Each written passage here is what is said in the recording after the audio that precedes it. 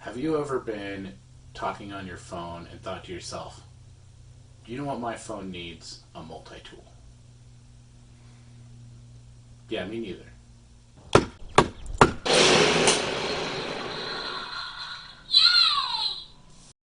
Welcome back to Factory 85 Labs. Today we are going to look at the SOG PopGrip multi-tool. I will give you the pros and cons and give you my opinion of this thing. So let's take a look. So here is the SOG or SOG, whatever you want to call them, the PopGrip multi-tool.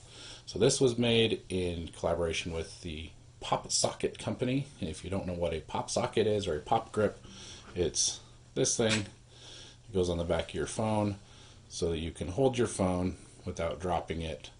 I bought this for $19.99. I think they're usually selling for around $25 just because my last PopSocket had broken and I thought I'd give this a try. Very first thing, this PopGrip is huge. This is a normal sized PopSocket, and as you can see it is much larger. It also sits much further out from the back of your phone case. As you can see, a normal PopSocket would sit like that, and this sticks out easily twice as far. So it is huge. It also does not fit into the little PopSocket holders that you stick in your car, which will hold your phone, which if I had read the description I would have known, but I didn't read that part. This is just a little metal multi-tool, and it's held in place here with a couple of magnets. It's actually pretty cool. Slide it out here, so when you put the tool on, it snaps on and then turns towards these two magnets here, and that kind of locks it in place.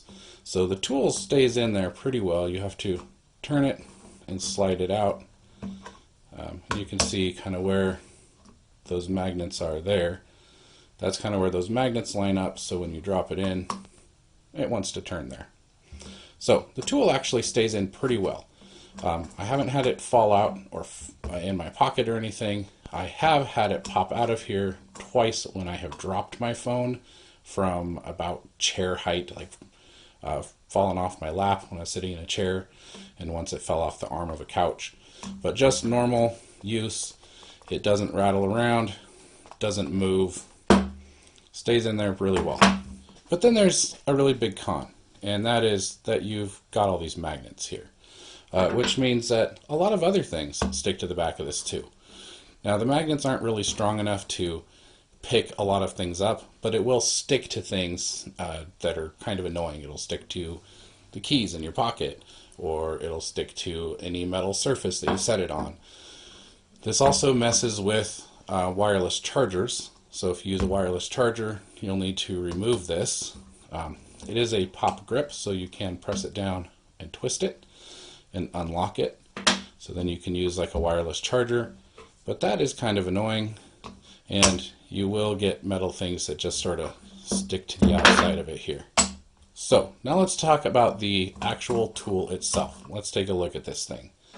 Here's our tool, and just for comparison, here are some keys. These are just ordinary house keys that don't go to any locks that still exist.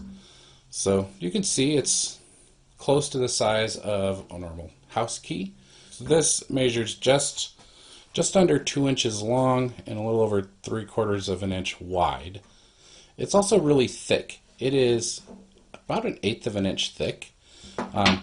So it's almost as thick as both of these keys stacked up together.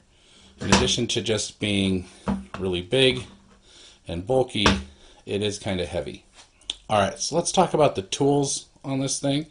So on the end we've got a 1/4 inch socket and then a 5/32 down here. That seems like a odd size, but there you go. And then we've got a bottle opener.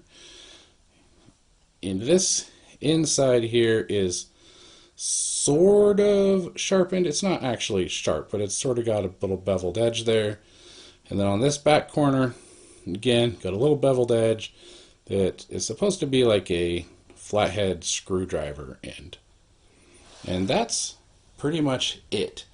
So just a couple little functions. How useful is this thing? Well, it is not useful at all.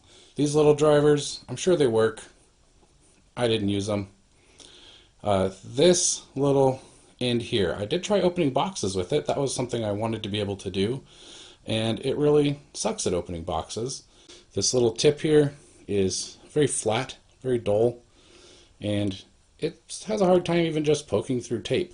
And then this is so wide, and it's not actually sharp, so it doesn't really cut through anything. It is easier to open a box and go through tape with a key than it is with this tool. Screws, you can tighten a screw with this. It is at an angle like that, so it is a little awkward, but it will work on a screw. As far as using it as a little mini pry bar, it's almost worthless because there's not any way to get it in anywhere. It's just so wide. You've got this little tiny bit of a surface there where you can try to get it into under something. You've got this point that is really wide, so it's not really useful as any type of little pry bar or helping you open things.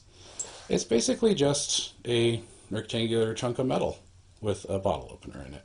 So needless to say, I was really disappointed with this, and I kind of knew that when I bought it, that it was going to be one of those things that I was going to be disappointed with. It is much bigger than I expected. That was my fault for not reading the description closely. Even though I was expecting it to be smaller, like regular PopSocket size, I was definitely not expecting this to stick up so far and it to just be so heavy and the tool itself to be so thick. It's just a big chunk of metal and it really kind of makes it worthless. It is kind of fun to just play with. I do notice that I'll sit it on my phone like this, and then while I'm using my phone I'll sort of fidget with it. So I mean, there is that if you want a fidget tool on the back of your phone. If you want some sort of little multi-tool like this, there's better options. Gerber Shard is a great one. This is a new one because I lost the one I've had around for years, but this is a really great little multi-tool, and it's not that much bigger. It's not going to hook onto your phone, but it will fit in your pocket, and this is a really good one. Alright guys, that's all I've got. Leave me a comment, let me know what type of multi-tool buying regrets you've had, and let me know what is your favorite pocket or keychain multi-tool, if you've got one. If you enjoyed this video, you can click the little thumbs up button. If you want to see any of the other videos that I make or have made, you can hit the subscribe button. Thank you for watching. I appreciate you all. I'll see you next time.